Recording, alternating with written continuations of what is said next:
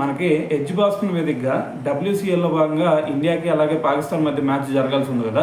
మరి ఈ మ్యాచ్లో చూసుకుంటే ఈ మ్యాచ్ని డబ్ల్యూసీఎల్ వల్లే రద్దు చేశారు. సో దీనికి రీజన్ ఏంటంటే మీ అందరూ తెలుసు, రీసెంట్గా పహల్గామ్ ఉగ్రదాడి ఏదైతే జరిగిందో సో దానివల్ల మన వాళ్ళు బాయ్కాట్ చేశారు. ఎవరు ఫస్ట్ శిఖర్ ధవన్ మొన్న మే 11నే బాయ్కాట్ చేశాడు. సో వాళ్ళకి ఆల్రెడీ డబ్ల్యూసీఎల్ వాళ్ళు కూడా మెయిల్ పెట్టాడు, పాకిస్తాన్ మీద అయితే నేను ఆడను అని చెప్పేసి.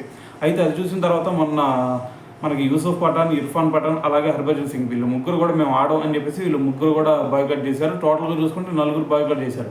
మరి ఇంతమంది ఆడట్లేదు కదా అని చెప్పేసి డబ్ల్యూసీఎల్ఏ అఫీషియల్గా అసలు ఈ మ్యాచ్ వద్దు, ఈ మ్యాచ్ రద్దు చేసేస్తున్నాం అని చెప్పేసి వాళ్ళు కూడా అఫీషియల్గా అనౌన్స్మెంట్ ఇచ్చేసారనమాట. అయితే దీని తర్వాత షాహిద్ అఫ్రిది పాకిస్తాన్ ఆల్రౌండర్, సో అతను కొన్ని సూక్తులు చెప్తా ఉన్నాడు. అయితే ఫస్ట్ అతను చేసింది ఏంటంటే శిఖర్ ధవన్ మీద విమర్శలు గుప్పించాడు అనమాట. అతనేమో అసలు శిఖర్ ధవన్ గురించి ఏమన్నాడంటే, ఇప్పుడు ఒక మంచి కోడిగుడ్లు అట్ట తీసుకున్నాం అంటే దాంట్లో ఖచ్చితంగా ఏదో ఒక కుళ్ళిపోయిన కోడిగుడ్డు ఉండిద్ది, అటువంటి కుళ్ళిపోయిన కోడిగుడ్లు లాంటివాడే శిఖర్ ధవన్ అని చెప్పేసి ఒక స్టేట్మెంట్ ఇచ్చాడు. అయితే ఎందుకు అన్నాడు అంటే, మరి ఫస్ట్లో మే 11న శిఖర్ ధవన్ కనుక బాయ్కాట్ చేయబోయినట్టయితే మిగతా ప్లేయర్స్ కూడా బాయ్కాట్ చేసేవాళ్ళు కాదు, ఈరోజు మ్యాచ్ జరిగి ఉండేది. సో ఒకవేళ మ్యాచ్ జరిగితే ఇద్దరి మధ్య, ఇది 2 దేశాలకు మధ్య ఇప్పుడు వైరం ఉంది కదా, సో మరి ఆ వైరం ఈ స్పోర్ట్స్ వల్ల కొంచెం తగ్గే ఛాన్స్ ఉంటుంది.